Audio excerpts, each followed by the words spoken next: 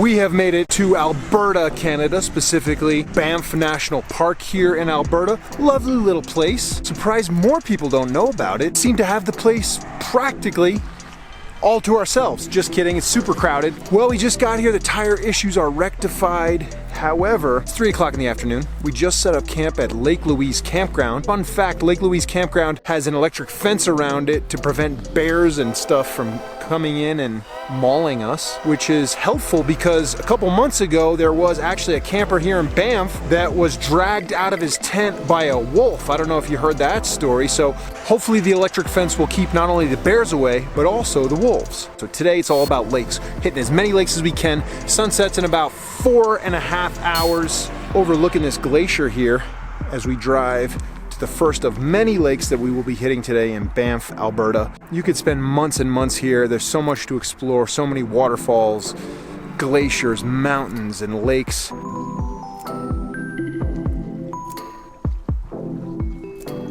So first lake today, this is Bow Lake behind me, and they also have several ice fields here. An ice field, I guess, is an area that is covered by multiple glaciers. They're a little bit overcast today. It's 47 degrees, a little chilly.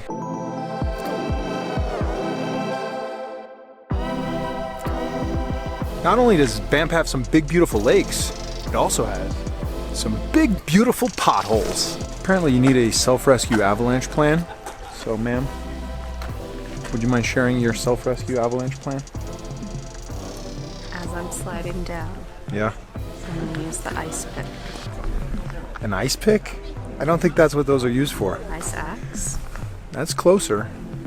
But what if you're buried in snow? How will an ice pick or ice axe? I was thinking sliding down in snow and then you hit it into the ice. No, you get stops. avalanches bury you in snow. Apparently her avalanche plan is hide in the bathroom. Lots of dandelion greens, no actual dandelion blossoms, but learned recently that bears actually feed on dandelions as well. Thought that was an interesting side note. So dandelions, as some of you may know, also edible for humans, though you have to be careful because they do have a diuretic effect, so you want to make sure you have ample water available before you go chowing down on some survival dandelions.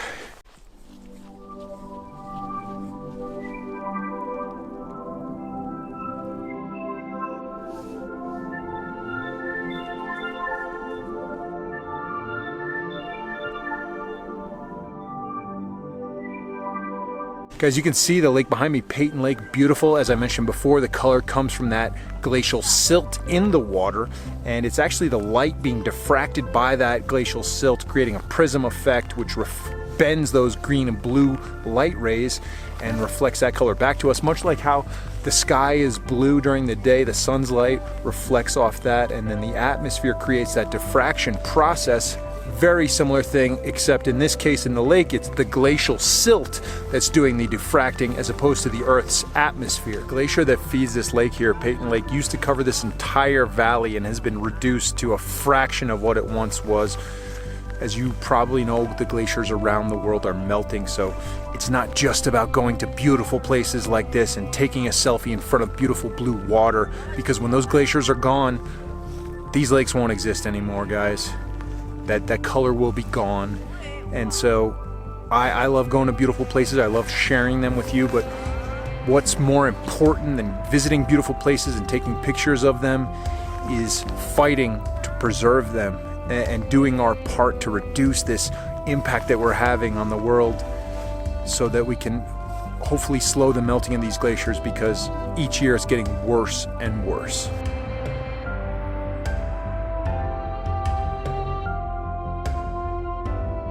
Moraine Lake, this and Lake Louise, which is further down the street, are, I would say, from what I've seen, the little that I've seen of Banff, the two most popular lakes here. Super crowded, and luckily it's at the end of the day now, but it looks like normally you have to take shuttles because between 10 and 4 p.m. they get super jam-packed. You have to park far away and then take a shuttle.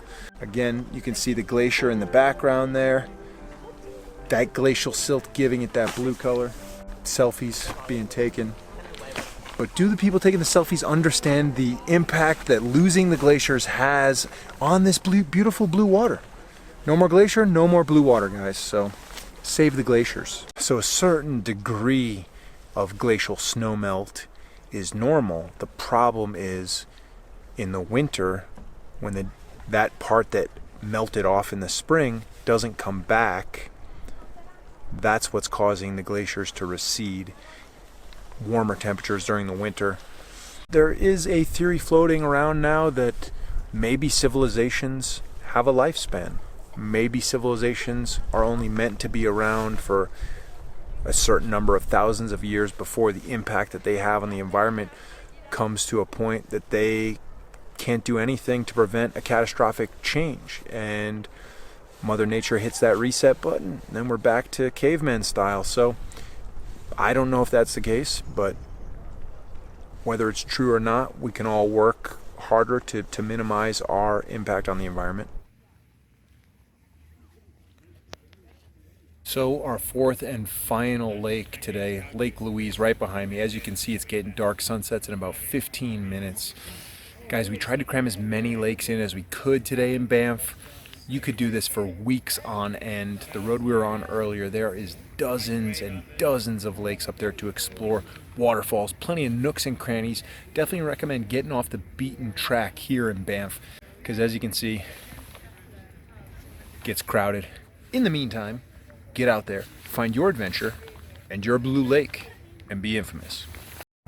Videoing this.